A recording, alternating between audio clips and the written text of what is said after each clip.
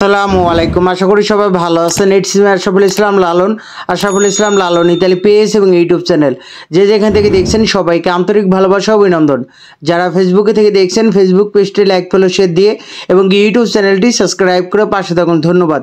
তো আজকে টপিকটি হলো যে ইতালি বিএফএস গ্লোবাল আজকে কি পরিমাণ রিটার্ন পাসপোর্ট, স্ক্যান পাসপোর্ট এবং কি নতুন অ্যাপয়েন্টমেন্ট পেয়ে বিএফএস গ্লোবালে কি পরিমাণ পাসপোর্ট সাবমিট করেছে এবং কি পরিমাণ ভিসা ডেলিভারি দিয়েছে। আরেকটি গুরুত্বপূর্ণ টপিক যেটা হলো যে ইতালি বিএফএস গ্লোবাল কর্মকর্তাদের সাথে ইতালি ভিসা ভুক্তভোগীর ভাই সরাসরি কথা বলা হয়েছে। তো এটার একটা কল রেকর্ড, এখানে বিশেষ কিছু কথা বলা হয়েছে যেটা হলো যে 26শে মে যে অনশন কর্মসূচিতে যে আপনাদের নুলস্থা আপডেট বিষয়টা এবং কি যে 22শে অক্টোবরের আগে যাদের নুলস্থাটা অ্যাপয়েন্টমেন্টের জন্য মেল করে বসে আছেন, তো আপনাদের নুলস্থা রিইস্যু করে কিভাবে দ্রুত ভিসা পাওয়ার সম্ভাবনা আছে। তো এই বিষয়টাও কিন্তু এই কল রেকর্ডে আছে। তো যারা স্ক্যান পাসপোর্ট জমাইছেন এবং কি রিটার্ন পাসপোর্ট এনে বসে আছেন, তো সকল বিষয় নিয়ে কিন্তু আজকে কল রেকর্ডটা কল রেকর্ডটা শুনলে আপনি বুঝতে পারবেন। তো কল রেকর্ডটা আসলে আপনাদের জন্য আমি মনে করি গুরুত্বপূর্ণ। দেখেন আজকে আপডেট, ভিসার আপডেট এবং কি কল যে তারা সরাসরি আজকে কি কথাগুলো বললো।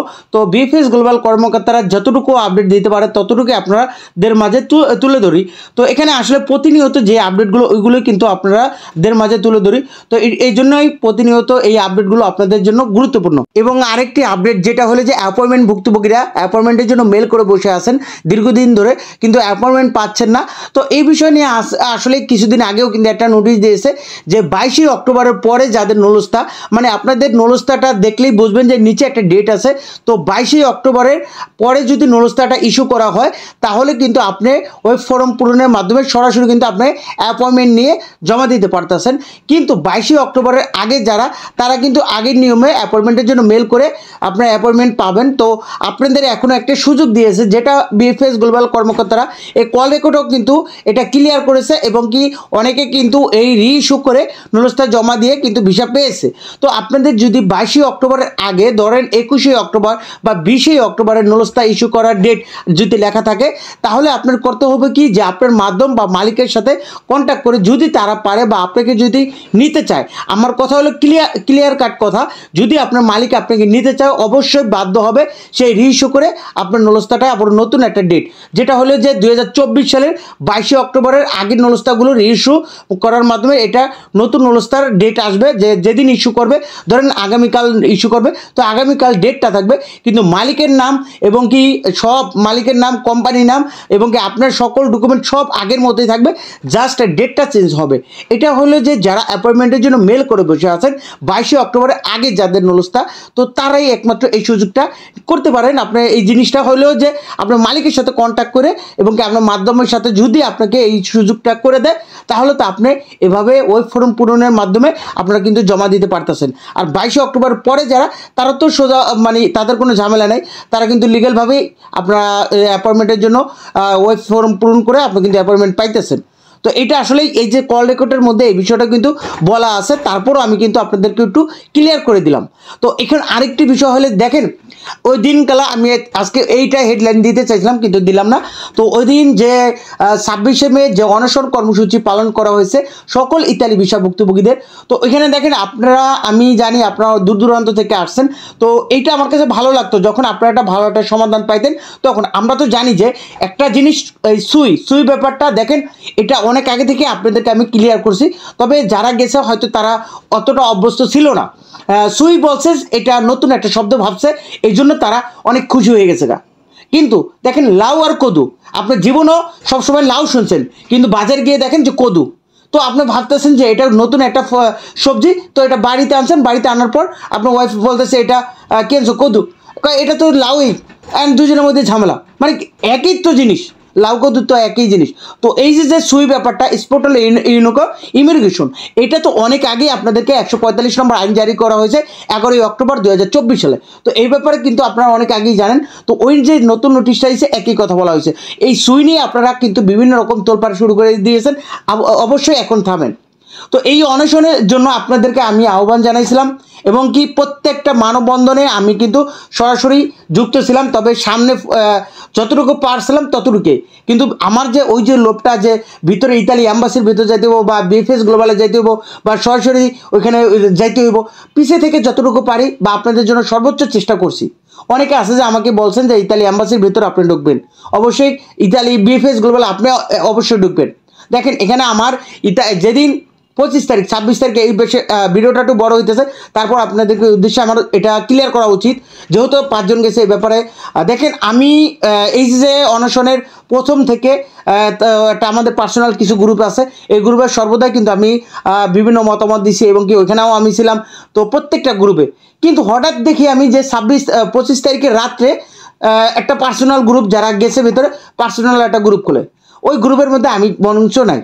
দেখেন আমি প্রথম থেকে আপনাদেরকে এই পর্যন্ত আনা এবং কি ঠিক আছে তাদের কথা বা তাদের গ্রুপে বা তাদের বলে, কিন্তু আমার তো একটা প্ল্যাটফর্ম আছে যেটা আপনারা প্রতিনিয়ত আমার ভিডিওগুলো দেখেন। তো এখানে আমি কিন্তু ওই 25 তারিখে সবাইকে ওরকমভাবে ক্লিয়ার করতে পারতেছি না। তো ওইখানে ওই যে তাদের গুটি কয়েকজন একটা গ্রুপের মধ্যে ছিল, তো ওইখানে আমার এক পরিচিত ভাই, তো উনি কিন্তু ওই গ্রুপটা অ্যাড ছিল। তো মূলত উনি কিন্তু ওই 5 জনের মধ্যে উনি কিন্তু জানে, তো ওই বিষয়টা আমি কিন্তু পুরাটাই আমি কিন্তু দেখতে পাই, কিন্তু বরঞ্চ আমি ওই গ্রুপে অ্যাড নাই বা কোনো রকম মতামত দিতে পারিনি। তো এখানে তারা করছে কিভাবে কি করবে, ভেতরে ঢুকবে কয়জন, এই বিষয়টা কিন্তু তখন আমিও ক্লিয়ার না। তখন আমার কষ্ট লাগলো আসলেই। দেখেন আমি দূর দূরান্ত থেকে মানুষগুলোকে আহ্বান জানাইলাম, পরে লাস্ট মুহূর্তে আমি তাদেরকে একটা ক্লিয়ার 25 তারিখে সবাই দেখি চুপচাপ আছে, কোনো রকম কথা বলতে আসে না, কোনো রকম গ্রুপে বা কোনো পেজে বা কোনো রকম পুরা একবার নিউট্রাল। পরে আমি এই ব্যাপারটা ক্লিয়ার করে যতটুকু পারছি তথ্য সংগ্রহ করার পর আপনাদের মাঝে একটা তথ্য দিলাম যে অবশ্যই আমাদের 26 তারিখে অনশন কর্মসূচিটা পালন করা হবে। তো দেখেন এই বিষয়টা কিন্তু আমি অতটাও ক্লিয়ার না। তো এখন আমার কথা হল কি যে বিএফএস গ্লোবাল আমাকেই যাইতে হইব এরকমটা আমি কখনোই বলি নাই, বা ইতালি অ্যাম্বাসির ভিতরে যে আমাকে ঢুকতে হবে। আমার কথা হল কি ওই দিন আমি যে মনটা খারাপ হয়েছিল যে প্রথম থেকে এই পর্যন্ত আমি আসছি, কিন্তু আমাকে ওই দিন ওই পার্সোনাল ওই গ্রুপটা ঢুকানো হলো না। তো এটা আসলে আমার মনটা খারাপ হয়েছে, তারপর আমি কিছু বলি না, যেহেতু সকল ভুক্তভোগীরা আসবে তাদের একটা ভালো একটা সমাধান হলেই ওইটা আমার খুশি, ওইটাই আমার ভালো লাগবে। ওই 26শে মে দেখেন অনেকে দুপুরের লাঞ্চ বলতে কি দুপুরে খাবারটাও খায় নাই, আমি দেখছি ভাই।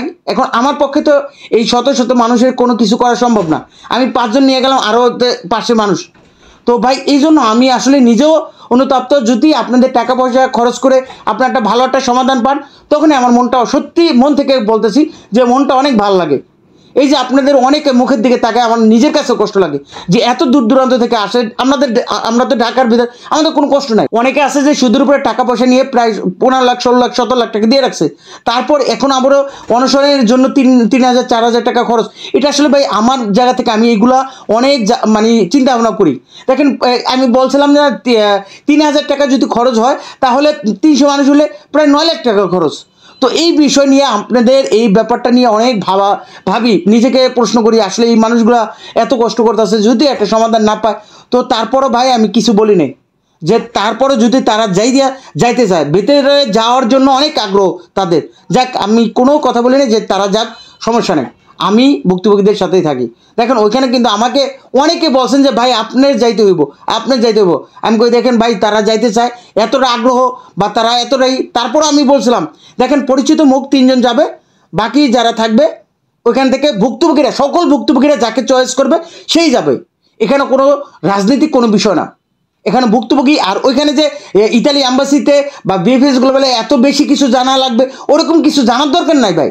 সাধারণ আমি সমাধান চাই, 2023 সালে জমা দিয়েছি এখনও কেন সমাধান পাইতেছে না, এই একটাই প্রশ্ন। এখানে বেশি পিএইচডি অর্জন করার লোক লাগবে না। তো এই জন্যই আমি বলছিলাম যে সাধারণ মানুষের মধ্যে ওইখানে আন্দোলনে যারা ছিল তাদের মধ্যে থেকে 1 জন 2 জন যাক। তো এই ব্যাপারে দেখেন আমি আপনাদের যতটুকু আমি যা বলবো, এখানে কে রাগ করবে কে কি করবে এটা আমি দেখার পাওয়া না। শত শত ভুক্তভোগীরা কষ্ট আছে, সেই সাথে আমি সবসময় কথা বলি, এটা বলে যাবো সবসময়, কে রাগ হইব এটা আমার কখনোই আমি দেখতে যাব না। তো এটাই ছিল ওই দিনের মূল বিষয়টা। তো এখন বিভিন্ন রকম কথা বলতেছেন 5 জন নিয়ে বা এরকম, এখন এটা আপনারা বলতে পারেন। দেখুন আপনারা যদি আশা অনুরূপ কিছু না পান তখন আপনারা একজন আরেকজনের নিয়ে বলেন। তো এটাই বলবো যে নিজেকে একটু ধৈর্যশীল মনে করেন, কারণ কি আপনার একটু ধৈর্য ধরতে হবে। সমাধান একমাত্র আল্লাহ তাআলার উপর ভরসা রাখেন। এখন তারা যেভাবে করতেছে প্রতিনিয়ত মোটামুটি আলহামদুলিল্লাহ ভিসা হইতেছে। তো এইটাই বলবো ভিসা আগের তুলনায় মোটামুটি একটু বাড়ছে, গত বৃহস্পতিবার আন্দোলনের যে আগে থেকে। আমাদের সোমবার হইলো অনশন কর্মসূচিটা, তো বৃহস্পতিবার কিন্তু মোটামুটি কিছু সাবমিটের এসএমএস আসছে। তো আজকে বিশাল আপডেট হলো যে আজকে 29শে মে 2025 রোজ বৃহস্পতিবার। তো আজকে মোট রিটার্ন পাসপোর্ট, স্ক্যান পাসপোর্ট এবং কি নতুন অ্যাপয়েন্টমেন্ট পেয়ে বিএফএস গ্লোবালে পাসপোর্ট সাবমিট সংখ্যা ছিল 40টি প্রায়, মোট রিজেক্টের সংখ্যা ছিল 33টি প্রায়, মোট ভিসার সংখ্যা ছিল 46টি। এর মধ্যে ফ্যামিলি ভিসা ছিল 17টি, এগ্রিকালচার ভিসা ছিল 16টি, স্পন্সর ভিসা ছিল 60টি, ডোমেস্টিক ভিসা ছিল 3টি, ট্যুরিস্ট ভিসা ছিল 2টি, বিজনেস ভিসা ছিল 1টি, স্টুডেন্ট ভিসা একটা ওখানে। তো আজকে আসলেই তো বেশ কিছু কিন্তু পাসপোর্ট সাবমিট করতেছে, এখনও গতকালও বেশ কিছু পাসপোর্ট সাবমিট করছে এবং কি গতকাল কিন্তু বেশ কিছু রিজেক্ট ওর এসএমএস আসছে। তো প্রতিনিয়ত এখন রিজেক্ট এবং কি সাবমিটের এসএমএসগুলো দেখা যাইতেছে। তো আসলে তারা কিন্তু আশানুরূপ ওইরকম দিতেছে না, তবে বেসিক কিছু দিতেছে কিছু কিছু শহরে, নতুন নতুন শহরগুলো দেখা যাইতেছে। আর Ragusa, Palermo, Sicilia, Siena, Venice এগুলা কিন্তু প্রতিনিয়ত বিষয় হইতেছে। এবং আরেকটি বিষয় যেটা হলো যে বিগত দিনগুলো বলে আসছি, তবে অনেকে আমাকে কমেন্ট করেন, আপনাদের প্রত্যেকটা কমেন্টই কিন্তু আমি দেখি, কমেন্টে ওইগুলো হয়তো রিপ্লাই দিতে সময় পাই না, তো তারপরেও কিন্তু কমেন্টগুলো দেখি যে আসলে নতুন কি জানতে চাইতেছেন। তো অনেকেই আপনারা এই বিষয়টা আমি ক্লিয়ার করছি যে যারা রিটার্ন পাসপোর্ট আনছেন, যদি আপনাদের সরাসরি রেডি ফর কালেকশন এসএমএস আসে, তার মানে কি যে আপনি 100% রিজেক্ট ধরে নিয়েছেন, যে আপনি 100% রিজেক্ট, আপনার ভিসা পাবেন না, এই জন্য আপনাকে রেডি ফর কালেকশন এসএমএস দিয়েছে। তো আপনাকে ওই যে আপনি কী কারণে রিজেক্ট দিয়েছে সেটা আপনি যেখানে ফার্স্টে জমাইছেন ওইখান থেকে ওই রিজেক্ট পেপারটা কালেক্ট করলেই আপনার ওইখানে লেখা থাকে যে রেভোকাতো। আসলে প্রত্যেকের নলেজটা এখনও অরিজিনাল, মাত্র মালিক প্রত্যাহার করে দেখে, এই জন্যই আপনারা এখন রেভোকাতো দেখেন। তবে আপনারা রিটার্ন পাসপোর্ট আনার পর যদি সরাসরি এসএমএসটা আসে যে your visa ready, request your passport BFS global submit, তাহলে আপনি 100% ভিসা আপনার পাসপোর্টটা সাবমিট করার পর 13 থেকে 14 দিন, সর্বোচ্চ 15 দিনের মধ্যে আপনি আবার ভিসা পেয়ে যাবেন। রেডি ফর কালেকশন এসএমএস দিয়ে ভিসা কালেক্ট করতে বলবে। স্ক্যান পাসপোর্ট সেম ক্যাটাগরি, যদি আপনি স্ক্যান পাসপোর্ট জমা দেন, তাহলে যদি সরাসরি রেডি ফর কালেকশন এসএমএস আসে, তাহলে আপনি 100% রিজেক্ট। যদি পাসপোর্ট সাবমিট করতে বলে যে your visa ready, request your passport BFS global submit, তাহলে আপনার 100% ভিসা। তো আরেকটি বিষয় যেটা হলো যে গুরুত্বপূর্ণ, যে যারা পাসপোর্ট ফার্স্টে জমা দিয়েছেন যেখানে, তো এখন আবার নতুন যে কয়েকটা ভাই ওদিনকালা চট্টগ্রাম গিয়েছিল, তো তাদের ফার্স্টে জমা ছিল চট্টগ্রামে, তো তারা 5 জনে চট্টগ্রামে আবারও পাসপোর্ট সাবমিট করতে গেছে, তো তাদের পাসপোর্ট ওইখানে রাখবে না। তো এখন বলতেছে কি যে আপনারা যেখানেই পাসপোর্টগুলো সাবমিট মানে ফার্স্টে জমাইছেন, তো সাবমিট করতে হইব নাকি ঢাকায়। তো এই বিষয়টা আপনারা ক্লিয়ার করবেন যে আপনারা যেখানে আপনি যদি লেখা থাকে যে your visa ready, request your passport BFS global submit, তো নতুন নিয়ম নাকি আবার চালু করছে, তো আপনাদের পাসপোর্টটা কিন্তু ঢাকাতেই আবারও সাবমিট করবেন। যে যেখানেই জমা দেন আপনাদের পাসপোর্টটা ঢাকা থেকেই কিন্তু সাবমিট করবেন, আবারও ভিসা কালেক্ট করবেন, যে যেখানে ফার্স্টে জমাইছেন ওইখান থেকেই ভিসা কালেক্ট করবেন। তো আজকে যে কল রেকর্ডটা সবাই শুনবেন, ভিডিও যদি বড়ও হয়, সারাদিনে একটা ভিডিও দেখলে আমি মনে করি আপনাদের একবার পরিপূর্ণ আপডেটটা ক্লিয়ার হয়ে যাবে। সবাই কমেন্ট করবেন, আপনাদের কমেন্টগুলো প্রতিনিয়ত পড়া হয় এবং দেখি যে আসলে কী বিষয় জানতে চান, এবং কি কল রেকর্ডটা আপনাদের কতটুকু গুরুত্বপূর্ণ হয়েছে, এবং কি কল রেকর্ডটা আপনাদের প্রতিনিয়ত যদি চান, অবশ্যই কল সেন্টারে কল দেওয়া হয় আপনাদের মধ্যেই ভুক্তভোগী ভাইরা, এবং কি আপনাদের কথাগুলোই তুলে ধরে, এবং কি সকলের যে সমস্যাগুলো, এগুলো কিন্তু ভুক্তভোগীর যে সমস্যাটা ওটা আপনারও সমস্যা, এই জন্যই কল রেকর্ডগুলো আপনাদের মাঝে তুলে ধরি। তবে কল রেকর্ডটা আপনাদের কতটুকু গুরুত্বপূর্ণ বা কতটুকু কাজে লাগে, এই বিষয়টা কমেন্ট বক্সে আপনারা অবশ্যই জানাবেন। ধন্যবাদ CFS global Italy visa help ডেস্ককে কল করার জন্য। ইনফরমেশন দিয়ে সহযোগিতা করতে পারেন। জি, ওয়ালাইকুম আসসালাম। আমি অ্যাপার্টমেন্টের ভুক্তভোগী। আমার 2024 সালে নিমস্ত উঠছিল, 2000 অক্টোবরের 8 তারিখে ইমেল করছিলাম, এখন পর্যন্ত কোনো অ্যাপার্টমেন্ট আসে নাই। এখন নতুন একটা আপডেট আসছে নাকি, এই আপডেটটা কি আসছে বা এই তথ্য জানার জন্য একটু ফোন দিয়েছিলাম। দুঃখিত স্যার, আমাদের ওয়ার্ক ভিসা রিলেটেড কোনো প্রকার আপডেট এখন পর্যন্ত আমাদের এন্ডে আমরা রিসিভ করিনি স্যার। সেক্ষেত্রে আপনি কোন আপডেটের কথাটি বলছিলেন আমাকে কাইন্ডলি জানাবেন একটিবার। আপডেটটা বলতে অ্যাপয়েন্টমেন্টের ব্যাপারে বা ভিসা স্ক্রিন কপির ব্যাপারে, ঠিক আছে, একটা আপডেট আসছে যে নতুন করে আপডেট করা যায় কি নাকি অ্যাপয়েন্টমেন্ট ভিসা ইতালিতে আপডেট করতে হবে। এই বিষয়ে স্যার আমরা এরকম কোনো ধরনের আপডেট এখন পর্যন্ত পাইনি স্যার। আপনারা কোনো আপডেট পান নাই, বা আমার অ্যাপয়েন্টমেন্টের ক্ষেত্রে কি করতে পারি বা পাওয়ার জন্য? জি স্যার, সেক্ষেত্রে এখন যেহেতু আপনারা কোনো অ্যাপয়েন্টমেন্ট ডেট পাননি, আপনাদেরকে অপেক্ষা করতে হবে স্যার, কারণ আপনাদের নুন লসগুলো যেহেতু সাসপেন্ডেড আকারে রয়েছে এবং এটি পুনরায় ভেরিফাই করা হচ্ছে, সেক্ষেত্রে যখন ভেরিফাই প্রসেসটি সম্পূর্ণ হয়ে যাবে তখন কিন্তু আপনাকে আমাদের সেন্টার থেকে যে আপনার সাথে যোগাযোগ করে আপনাকে একটি আপডেট জানিয়ে দেওয়া হবে। আপনার নাকি নতুন একটা আপডেট আসছে যে এই যারা অ্যাপয়েন্টমেন্ট ভুক্তভোগী আছে তারা ইতালির এম্বাসি আপডেট করলে নতুন করে 2025 সালের, তাহলে নাকি দূরত্ব অ্যাপয়েন্টমেন্ট পাওয়া যাবে, এরকম কিছু। ওকে স্যার, বিষয়টি হচ্ছে যদি আপনি চান সেক্ষেত্রে আপনার নুন লসটি যদি আপনি কোনো যেখান থেকে ইস্যু করেছেন সেখানে নুন লসটি যদি আপনি নতুন করে ডেটটি নতুন করে ইস্যু করাতে পারেন, সেক্ষেত্রে ডেটটি যদি আপডেট হয়েছে তাহলে তো আপনি আমাদের চাইলে আমাদের নতুন ওয়েব ফর্মের মাধ্যমে আপনি আবেদনটি করতে পারছেন। যদি আপডেট করে আবার নতুন করে কি ইমেল করতে হবে? না, ইমেল করার কোনো প্রয়োজন পড়ছে না স্যার, আপনি চাইলে আমাদের ওয়েব ফর্মের মাধ্যমে আবেদনটি করতে পারছেন। করতে পারছেন না? আচ্ছা, ঠিক আছে। আর এটা করলে কতদিনের ভিতরে অ্যাপয়েন্টমেন্ট পেতে পারি, এরকম একটা আপনাদের দ্বারা? স্যার, এটি কনফার্মলি বলা পসিবল হচ্ছে না, কারণ আপনার যখন আমাদের ওয়েব ফর্মের মাধ্যমে আপনি আবেদনটি করবেন সেখানে হচ্ছে আপনার নুন লসটা এবং পাসপোর্টের স্ক্যান বা পিডিএফ ফাইলটি আপনাকে সেখানে সাবমিট করতে হয়, দেন সেটি হচ্ছে এম্বাসি নিকট চলে যায় এবং এম্বাসি থেকে যখন ভেরিফাই করে দেখা হবে আপনার নুন লসটি সঠিক রয়েছে তখন এই বিষয়টি আপনাকে জানানো হবে। জানানো হলেই আপনাকে একটি আমাদের সেই পোর্টালে একটি পেমেন্ট লিঙ্ক দেওয়া হবে, সেই পোর্টাল থেকে আপনি পেমেন্টটি কমপ্লিট করলে আপনি একটি অ্যাপয়েন্টমেন্ট ডেট পেয়ে যাবেন। জি জি জি। আর যদি আমি আপডেট না করি কতদিনের ভিতরে পাইতে পারি অ্যাপয়েন্টমেন্ট, এরকম একটা কনফার্মলি এটি অ্যাকচুয়ালি স্যার কনফার্মলি এখন পর্যন্ত বলা পসিবল হচ্ছে না, কারণ আমাদেরকে এখন পর্যন্ত এম্বাসি থেকে কোনো কনফার্মেশন দেওয়া হয়নি যে কবে নাগাদ আপনাদেরকে অ্যাপয়েন্টমেন্ট ডেটগুলো দেওয়া হতে পারে মূলত। না, আপনি 26 তারিখে যে আন্দোলন হইল সেখানে 5 জন প্রতিনিধি ডাকছিল আপনার এম্বাসিতে, তাদের সাথে বৈঠক হয়েছে, তাদের নাকি একটা আশ্বাস দিছে যে 2 মাসের ভিতরে সকল ভুক্তভোগী তাদেরকে সবকিছু জানানো হবে, এরকম কিছু আপনারা কি জানেন? এখন স্যার আমাদের এন্ড থেকে তো আমরা এখন পর্যন্ত এই ধরনের কোনো নিউজ বা আপডেট পাইনি, সেক্ষেত্রে আমি আপনাকে বিষয়টি বলতে পারছি না। তবে এই ধরনের যদি কোনো আপডেট আমাদেরকে জানানো হয় আমরা অবশ্যই সেই বিষয়টি আপনাদেরকে জানাতে পারবো তখন। আপনাদের অফিসিয়ালি ভাবে কোনো আপডেট আসে নাই এখনো, না? জি না স্যার, জি। তাহলে যে মানুষগুলো কথা বলতেছে এগুলো কি সম্পূর্ণ ফাও?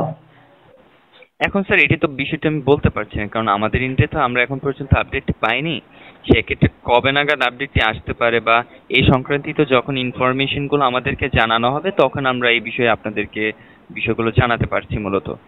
আসলে কি আমরা হতাশা, কারণ বিভিন্ন ধরনের বিভিন্ন মানুষের বিভিন্ন কথা বলতে আসছে, ঠিক আছে? এখন আসলে কোনটা সত্য কোনটা মিথ্যা সঠিকভাবে এটা জানতে পারতাছি না, যে কারণে আপনাদের কাছে ফোন দেওয়া সকল সঠিক তথ্য নেওয়ার জন্য। এখন ভাই আপনাদের কাছে ফোন দিলে তো আসলে আপনার কাছে একটাই জবাব পাইছে, আপনারা কিছুই জানেন না। তা আসলে আপনাদের কাছ থেকে কিছু জানার জন্য কিন্তু আমরা ফোন দিই, যে আর যদি নতুন কিছু আপনাদের কাছে জানতে পারি, ঠিক আছে? এখন আপনারা যদি ডিএসএল গুগলের সাথে যদি আপনারা কথা বলতেন যে আমরা যারা কাস্টমার আছে আপনাদেরকে ফোন দিয়ে এইগুলো কথা বলি, তাহলে হয়তো দেখা যায় একটা আপনারা নতুন একটা আপডেট পাইতে পারতেন। না আপনারা কি আমাদের বিষয়ে কোনো কথা বলেন নাকি শুধু আপনাদের শুনেনি? অবশ্যই স্যার, অবশ্যই স্যার আমরা জানিয়ে থাকি এই বিষয়গুলো, কারণ আপনাদের যে বিষয়গুলো রয়েছে এগুলো কিন্তু আপনারা অনেক অ্যাপ্লিকেন্ট প্রতিনিয়ত বলে থাকেন, এগুলো কিন্তু আমরা অলরেডি জানিয়েছি এম্বাসি নিকট, অর্থাৎ আমাদের হায়ার অথরিটি নিকট জানিয়েছি, তারা আবার এই বিষয়গুলো কিন্তু এম্বাসি নিকট জানিয়ে থাকে মূলত। সেক্ষেত্রে তাদের এন্ড থেকে যখন কোনো প্রকার আপডেট জানানো হবে আমাদেরকে, সেক্ষেত্রে আমি আপনাকে সেই রিলেটেড ইনফরমেশনগুলো প্রোভাইড করতে পারছি। যেহেতু আমাদেরকে এখন পর্যন্ত এই রিলেটেড কোনো আপডেট জানানো হয়নি, সেক্ষেত্রে আমরা এই বিষয়টি আপনাদেরকে জানাতে পারছি না মূলত। আসলে কি মনে করেন আমরা এটার অপেক্ষা করতে করতে এখন মনে করেন আর কোন রাস্তা পাইতেছি না, বুঝতেই পারতেছেন দীর্ঘদিন একটা কাজের অপেক্ষায় থাকা মানে এটা কতটা হতাশামূলক, মানে না পারতাছি অন্য কিছু করার, না পারতাছি এটার অপেক্ষায় থাকা। আমরা যদি একটা রেজাল্ট পাইতাম তাহলে অবশ্যই আশাবাদী। আর অ্যাকচুয়ালি বলতে কি আমার তো নুনুসটা 100% সঠিক, কারণ হচ্ছে আমার নিজের ভাই সে তার মালিক দিয়ে নুনুসটা বের করছি, এখানে ডুপ্লিকেট কিছু না, কিন্তু তারপরে ওই যে অপেক্ষা সময়টা মানে অনেক কষ্টের, ঠিক আছে? হ্যাঁ, সেটা হয়তো আপনারা বুঝতে পারবেন না, কারণ যারা আমরা ভুক্তভোগী আছি তারা বুঝতে পারতেছি যে আমাদের সময়টা কিভাবে যাচ্ছে। বুঝতে পারছি স্যার, জি। যদি কান্নি যদি কোনো আপডেট মানে এরকম কোনো যে ওয়াই থাকে যে অ্যাপয়েন্টমেন্ট নেওয়ার মতো এমন কোনো রাস্তা যদি থাকে, যদি আপনার জানা থাকে বা একটু ইনফরমেশন যদি দিতেন, তাহলে হয়তো আমার জন্য একটু সহজ হইতো। বাট স্যার সেক্ষেত্রে তো এরকম কোনো ওয়ে থাকছে না। সেক্ষেত্রে আপনাকে একটু অপেক্ষা করতে হবে, যখন কোনো আপডেট চলে আসবে আমাদের এন্ডে আমরা আমাদের থেকে আপনাদের পরবর্তীতে বিষয়গুলো আমরাও জানাতে পারছি আপনাদেরকে। আসলে কি আমরা কি কিছুদিনের ভিতরে কোনো এবার ঈদের আগে কোনো আপডেট পাইতে পারি, এরকম কোনো আশ্বাস আছে? স্যার এরকম কোনো আশ্বাস আমি আপনাকে দিতে পারছি না, কারণ আমরাও এখন পর্যন্ত কোনো কনফার্মেশন পাইনি এই সম্পর্কে যে আপডেটটিও কতদিন পর্যন্ত কতদিনের মধ্যে আসতে পারে বা কবে নাগাদ আপনাদেরকে বিষয়গুলো জানানো হতে পারে। এই ধরনের কোনো আপডেট আমরা এখন পর্যন্ত পাইনি। ঠিক আছে, ধন্যবাদ আপনাকে। ঠিক আছে, আপনাদেরকে বিরক্ত করার জন্য। আসলে আমরাই নিজেরাই কোনো বিরক্ত, সমস্যা নেই আমি জন্য আপনাদেরকে বিরক্ত করি, বারবার ফোন কোনো দিয়ে দেওয়ার সমস্যা নেই চেষ্টা স্যার। করি। ঠিক আছে, আচ্ছা জি আপনি জি। ভালো থাকেন, থ্যাংক ইউ। ওকে স্যার, আপনিও ভালো থাকবেন। আপনাকে অসংখ্য ধন্যবাদ ভিএফএস গ্লোবাল ইটালি ভিসা হেল্পডেস্কে কল করার জন্য। আপনার